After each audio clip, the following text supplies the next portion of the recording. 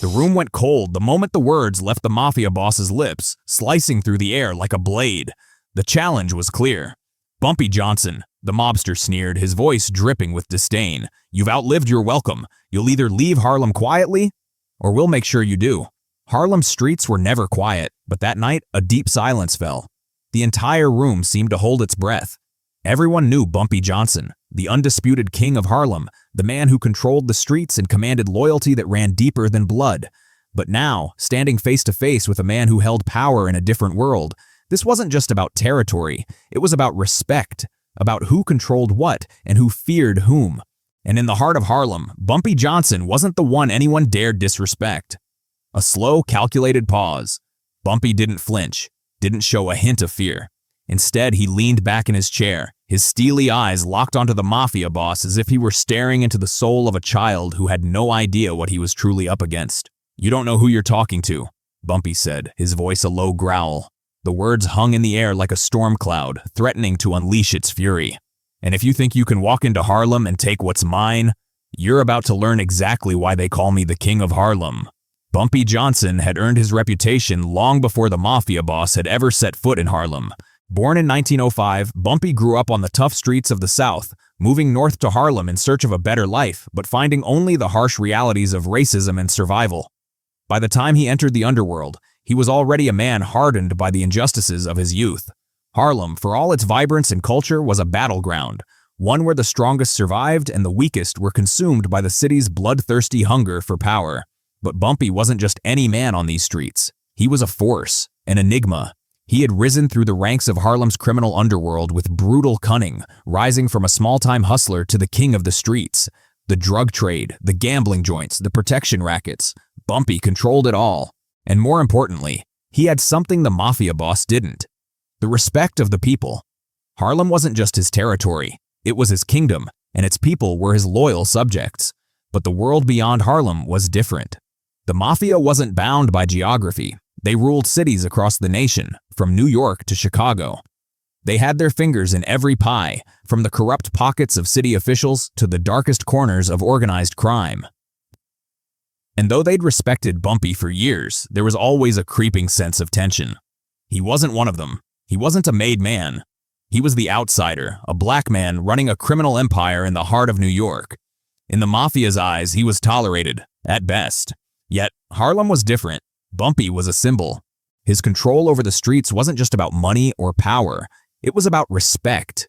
And in a world where respect was everything, Bumpy had more of it than anyone. The streets answered to him, the locals revered him, and no one, not even the cops or the Mafia, dared to challenge him. That is, until now. The Mafia boss, a stout Italian with a thick mustache and an air of superiority, had made his move. His name was Johnny Moretti, and he wasn't known for being subtle. He had spent years growing his influence in the city, but it was clear. He wanted to expand his reach into Harlem. The money was there, the power was there, and with Bumpy out of the picture, Johnny could have it all. But to do that, he'd have to break the unspoken rule that Harlem belonged to Bumpy. Johnny's men had already started pushing their way into the neighborhood, trying to muscle in on the businesses that Bumpy had built.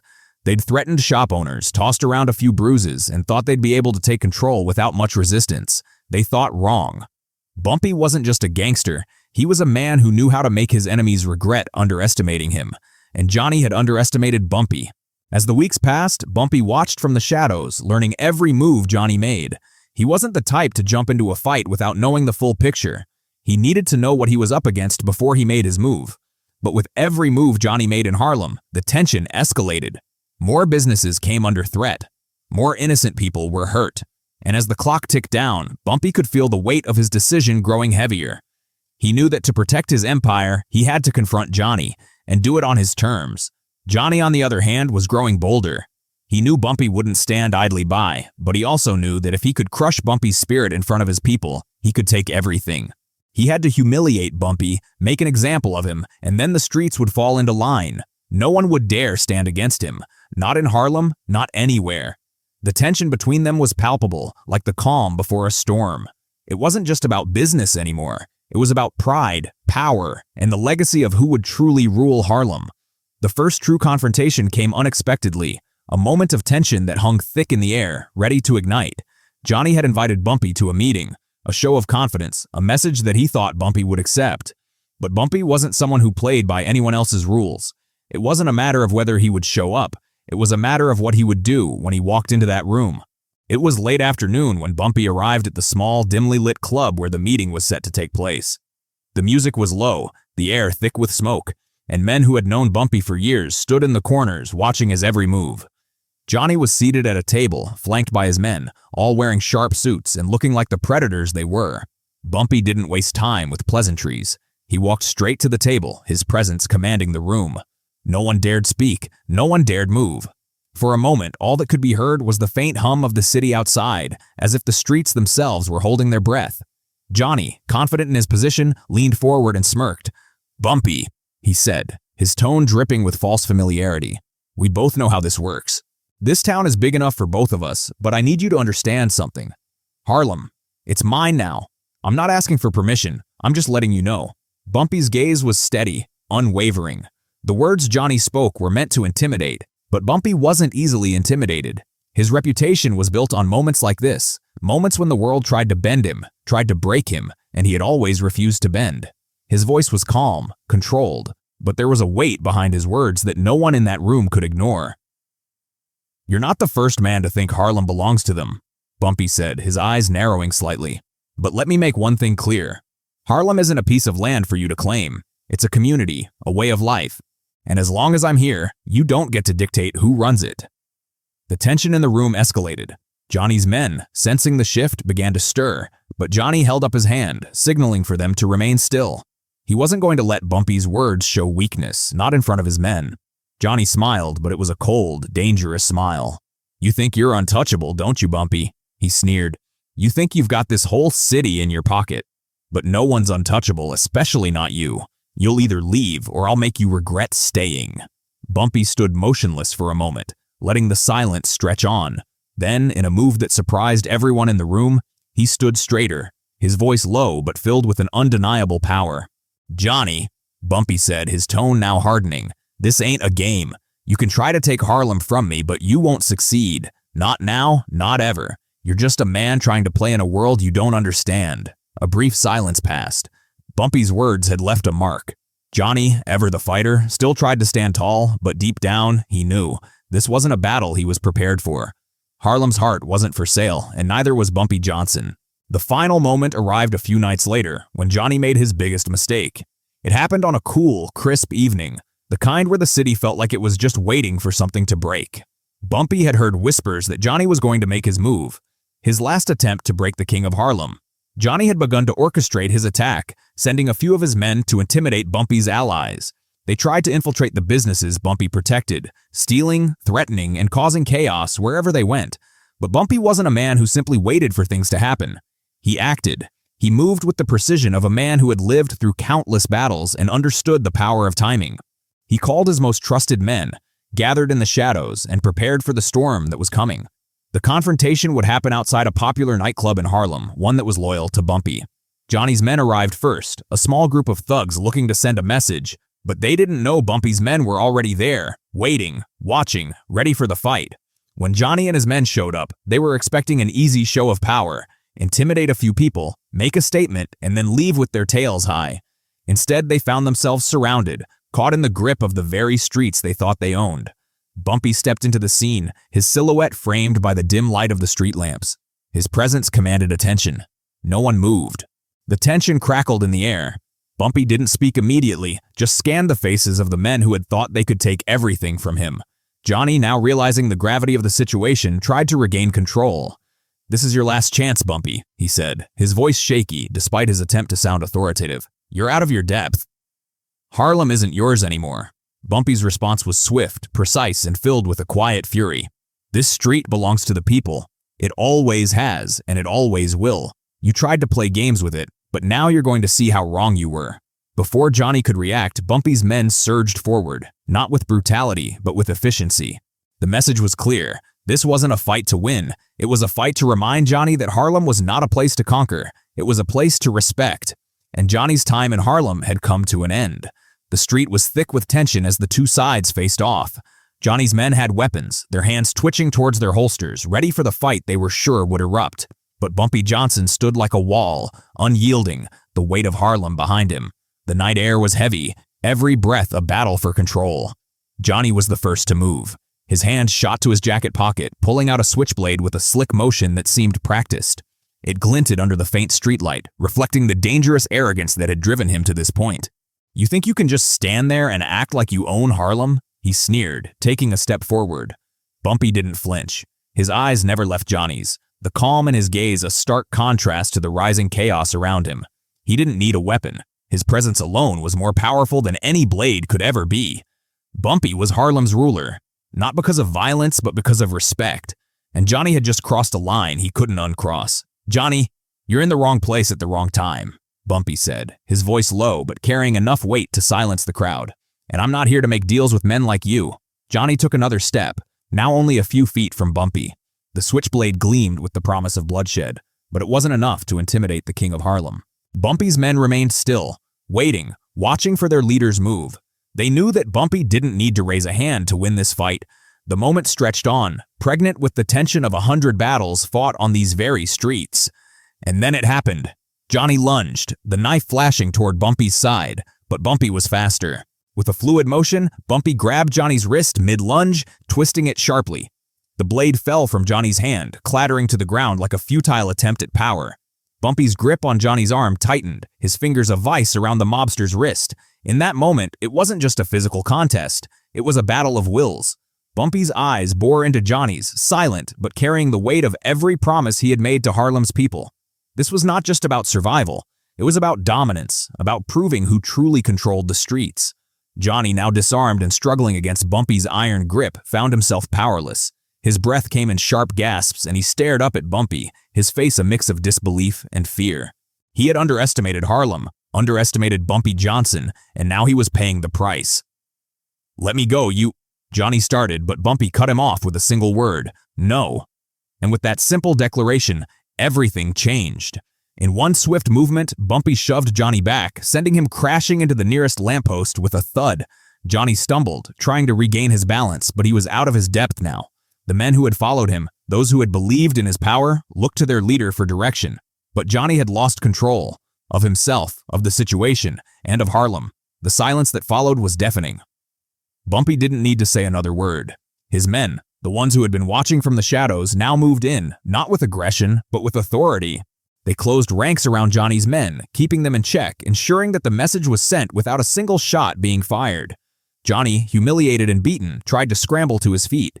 His arrogance had been shattered, his pride crushed beneath the weight of the streets he had tried to conquer. "This isn't over, Bumpy," he spat, but there was no fire left in his words. Bumpy's response was as simple as it was final. "It is now." With that, he turned his back on Johnny, the symbol of Harlem's power, walking away with the quiet dignity that had made him a legend. His men followed, leaving Johnny and his disbanded crew standing in the street, defeated and broken. The crowd, which had gathered to watch, slowly began to disperse, the whispers of Bumpy's victory spreading like wildfire through the neighborhood. The aftermath of the confrontation rippled through Harlem like the shockwaves of an earthquake. Johnny's men were quickly rounded up, not by force, but by the sheer weight of Bumpy's presence. They were made to understand that in Harlem, power wasn't something you could take. It was something you earned and something you respected. Johnny, meanwhile, was left a shell of the man who had once thought he could control Harlem. Word spread fast. The Mafia boss who had tried to bully his way into the heart of New York's most notorious neighborhood was now nothing more than a cautionary tale. He had made the fatal mistake of thinking Harlem could be bought, of thinking Bumpy Johnson could be intimidated. The community's response was swift and resolute.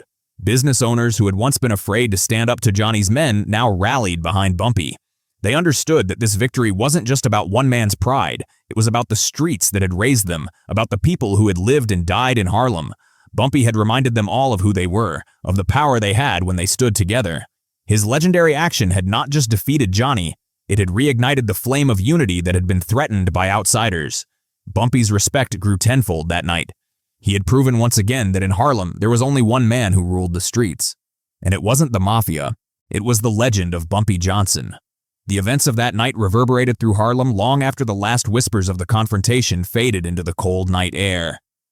Bumpy Johnson had faced down a Mafia boss, a man who believed he could take Harlem by force and left him broken in the streets. It wasn't just a victory, it was a statement. Bumpy had once again proven that Harlem belonged to him, not because he fought for it, but because he had earned it. The following weeks were filled with a sense of renewed confidence in the community. Shopkeepers who had once cowered in fear now stood a little taller, their shoulders squared, knowing that the king of their streets had protected them. Bumpy's men, those who had stood by him through thick and thin, felt a deeper loyalty. A loyalty cemented not just by the money they made, but by the respect they had for their leader. Harlem wasn't just a place to survive, it was a place to thrive, as long as you understood who was in charge. Johnny Moretti, on the other hand, became a name spoken in hushed tones. The Mafia boss who had tried to take on Bumpy Johnson had not only failed, but he had also been forced to retreat in disgrace. The Mafia's hold on Harlem was forever weakened, their ambitions of domination squashed under the weight of a single legendary man. And while Johnny's failure in Harlem may have been the beginning of his decline, it also marked the height of Bumpy's reign. He was no longer just a powerful figure in Harlem. He had become a symbol of resistance, of standing up against the powers that sought to control the community, of fighting not just for survival but for pride and dignity. For the people of Harlem, Bumpy Johnson was no longer just a name. He was a legend. As the years went by, the story of that night would become part of Harlem's history. The tale of the Mafia boss who underestimated Bumpy Johnson, the tale of the gangster who tried to conquer a kingdom and lost, would be passed down like folklore, told with reverence and awe. But the real lesson of that moment was not just about power, it was about respect. Bumpy Johnson had stood up not just for himself, but for the people who called Harlem home. He had reminded them of their worth, of their strength, of their ability to stand against anyone who sought to take what was theirs. He had shown that true power comes not from the strength of your fists, but from the strength of your community and the respect you earn. This wasn't just about one man's pride, it was about a community's dignity. And sometimes it takes a legend to remind the world what respect really means. The legacy of Bumpy Johnson was sealed that night. His reputation as a man who commanded respect, who fought not just for power but for justice, would live on long after his time. Harlem was his forever. Bumpy Johnson's victory over Johnny Moretti wasn't just a fight for territory or control. It was a battle for dignity, respect, and the very soul of Harlem. The streets, which had seen so many battles fought in the shadows, now held a story that would be passed down for generations. A story not just about a gangster, but about a king who refused to be dethroned. As the years unfolded, Harlem would continue to thrive under Bumpy's watch, with its people knowing that the streets were safe under the protection of a man who understood their struggles, their needs, and their dreams. But Bumpy wasn't just a man who fought for survival. He fought to remind his community that they were worth fighting for. In the end, that was the true power of his legend. It wasn't the bullets that defined Bumpy Johnson. It was his unwavering commitment to his people, his community, and his legacy. The respect he earned that night was more than just a victory over an enemy. It was a victory over those who believed they could take Harlem from its heart and soul. For the generations that would come after him, Bumpy's name became synonymous with justice. It was a name that represented strength not just through physical power, but through unwavering integrity and loyalty to the people who mattered most. And as long as the story of Bumpy Johnson is told, his legacy will never fade. Because in Harlem, when you stand up for what's right, when you fight for the respect that's due to you, you don't just become a man of power, you become a legend. This was more than a battle won. It was the moment Harlem's king was crowned, not by the blood he shed, but by the respect he commanded. A lesson for all who would dare to underestimate the strength of a legend.